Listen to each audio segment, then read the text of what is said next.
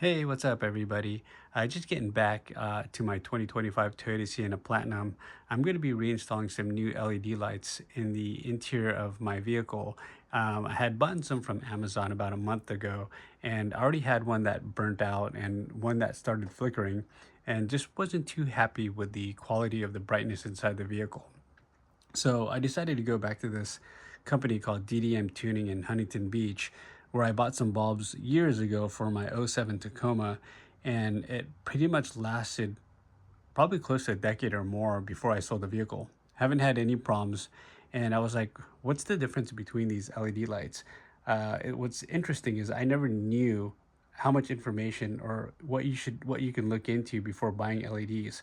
Now, I've been installing car audio alarms, multimedia, car stereos, and stuff years ago, and we didn't have these kind of LED lights before back then. Back in the 90s and late 80s, I was installing, and I started doing a little bit of research. And this is just for informational purposes only.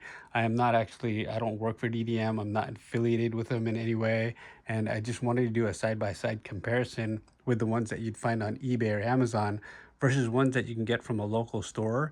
And just the quality of these LEDs are amazing. I didn't realize there's that much information you should look into before buying LEDs. So before we get into it, let me go ahead and show you a side by side comparison of the ones that I bought on Amazon and the ones that I picked up from DDM, and show you a little bit of what's going on here. So jumping into the side-by-side comparison between the DDM LEDs and the ones that you can purchase on Amazon and eBay is obviously a price difference. And what I found out about after doing a little research on DDMs is that they're actually using a Phillips LED chip that do not burn out prematurely and won't dim over a short period of time. These lesser expensive bulbs have they don't have a better the quality of their build is not as good as DDMs, as you can see here, and they're actually using more LEDs than DDMs. As you can see here, there is one, two, three, 9 LEDs that can fail, and versus 3 with DDMs. And I'm going to show you the brightness difference between the two when I hook it up to my 12-volt power supply. And other things that you also want to consider before purchasing LEDs is that the color temperature. DDMs is actually using a true 5000K diamond white color, and that's because of the high quality chips that they're using. Whereas these lesser expensive bulbs are a little bit more bluish white, where it's actually a 6000 or 6500K because it's a lot cheaper to manufacture. So let me go ahead and show you the difference between the two in just a minute. But after doing just a quick chat GPT search, little old school, the 5000K is actually easier on the eyes. It's more natural. It actually has a little bit of a blue light, but not as much as the 6500K or 6000K. And this actually can actually cause more eye fatigue. It's actually slightly harsher, and it has a higher contrast and a higher blue light. Again, just feel free to research that and look up the difference between the two. The bulb build is also better quality. They use actually copper, which is better for heat dissipation, and it's all aluminum body. Another thing about what you want to consider is if they have the CANBUS equipped. And basically, CANBUS is, when I looked it up, was a controller area network. And basically, it's a shared communication pathway for vehicles that have that notices when bulbs are out. A lot of the Euro vehicles, if you put one of the lesser expensive bulbs versus one without a CANBUS, you have dash lights that come on, and it's going to show why there's a light bulb that's somewhere in the vehicle that's not working. And so if you use these lesser expensive bulbs, you'll more likely have a dash light come on versus the one with the CANBUS. And so let me go ahead and show you the difference between the brightness between the two. And yeah, let's go ahead and get started.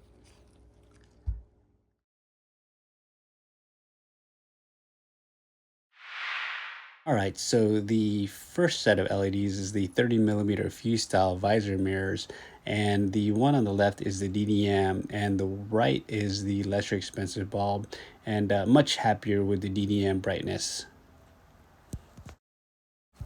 All right, so the next set of LEDs is 31 millimeter on the third row of the Sienna.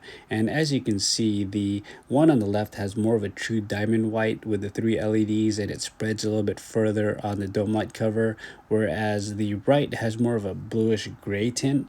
And actually, the only thing that I like about the one on the right is that it's more uniform with the 6 LEDs, but it doesn't look as good. All right, so last but not least is the most used LED light in the Toyota Sienna.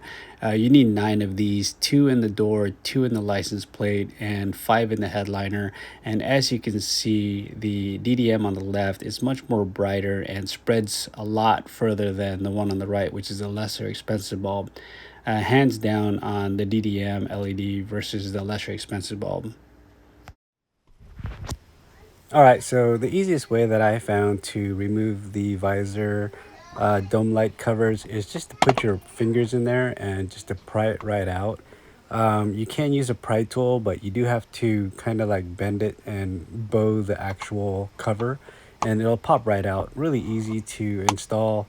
Just pop that right off. To put it back on, just make sure it's flush against the side, and then you can snap it right back in.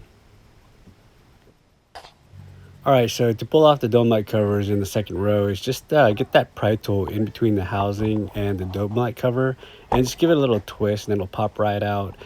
Just make sure that you're not going in between the headliner and the housing. If you do that, it's not going to help. Once you pull that old bulb out, just go ahead and throw in the new LED. Again, make sure DDMs, they are polarity sensitive, so if it doesn't work one way, make sure you turn it around the other and it should come right on. To put it back on, just make sure those 2 little notches go into the back, and then it should snap right in fairly easy.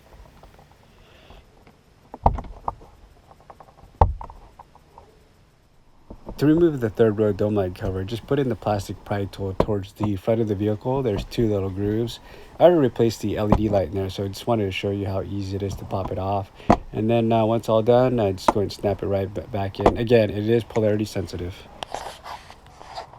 All right, so for the trunk light, you do have to remove the entire housing. Just go and get that plastic pry tool right into the corner. It's very narrow in there, so it's a very small gap to get the tool in there. But once you get it in there, just go ahead and pry it left to right, and the actual housing will come out. Once that's out, just unplug it, and then on the next part of the video, it'll show you how to take out and remove the bulb. Hey guys, for the trunk dome light, make sure you just pull this housing off right here. Don't try to take all this apart. I've done it before, and it basically has the switch and the components that are in there a little bit harder. So just take this guy off right here. It just clips right in over the top. Pull that bulb out again. All right, so doing a side-by-side comparison in the Toyota Sienna, on the left side I have the DDMs, and on the right side I have the lesser expensive bulb. And as you can see, the DDM LEDs, the lighting is much better. It spreads a lot further than the other brands, and as you can see, the diamond white, it's just a better brightness. If you look at the headrest and also the headliner, definitely the quality, the build, the brightness, the true diamond white versus the bluish white grayish tint, hands down DDM.